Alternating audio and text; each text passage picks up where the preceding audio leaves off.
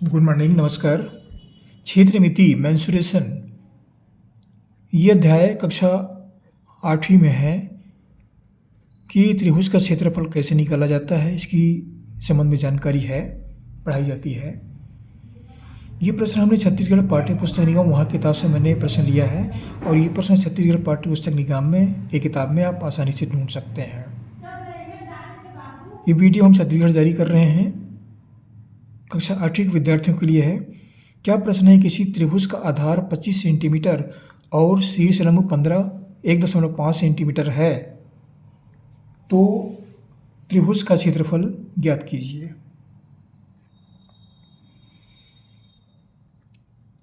इस प्रश्न को कैसे हल करें, इसके लिए जो बातें हमको दी गई हम नीचे लिख लेते हैं। त्रिभुज का आधार 25 सेंटीमीटर, हमें कोई एक त्रिभुज दिया गया है, उस त्रिभुज का आधार जो है वह 25 सेंटीमीटर है।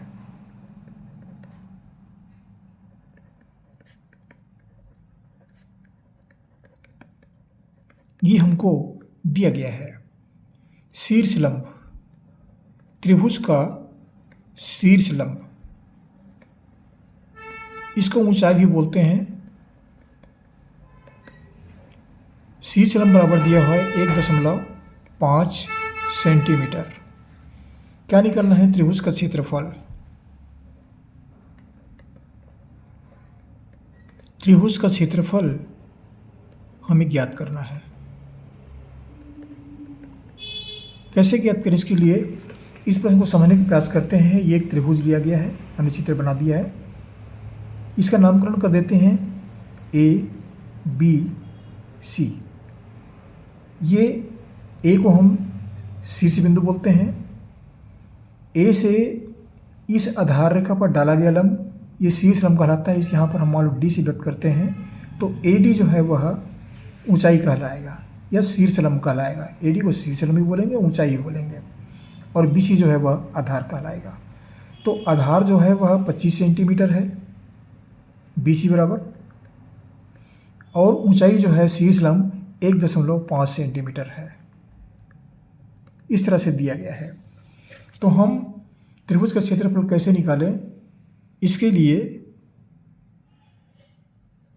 चाहे कोई सा भी त्रिभुज हो, किसी भी आकार का हो, त्रिभुज का क्षेत्रफल ज्ञात करना है तो उसके लिए सूत्र होता है 1/2 गुणित आधार गुणित ऊंचाई। ये त्रिभुज के क्षेत्रफल निकालने का सूत्र है, याद कर लीजिएगा। बराबर 1/2 गुणित आधार का मान ये है 25 सेंटीमीटर, तो 25 लिखेंगे, और ऊंचाई 1.5 है तो 1.5 लिखेंगे। अब इसको हम अंश और हर रूप में बना देते हैं। इसको 25/1 करेंगे, इसको 1.5/1। इसके मान में कोई परिवर्तन नहीं आता है बटे 1 लिखने से। अब हमें क्या प्राप्त हुआ, यहाँ 2 से तो हर में 2 है तो कहीं पर कुछ कटेगा नहीं, ये सब विषम संख्याएं हैं। हमें क्या प्राप्त हुआ, 25 गुणित 1.5/2। इसको कैसे हल करें, 15 से 15 का पहाड़ा याद कर लीजिए, जरूरी है ये, या फिर इकाई दही से गुणा सकते हैं। 5 और 1 से गुणा करेंगे तो भी निकल आएगा ये। अगर 15 का पहाड़ा नहीं मालूम है तो 5 और 1 दोनों से गुणा करेंगे, चलेगा ये। तो ये 15 पंचे 75 का 5 हासिल आया 7, 15 30 और 7 37।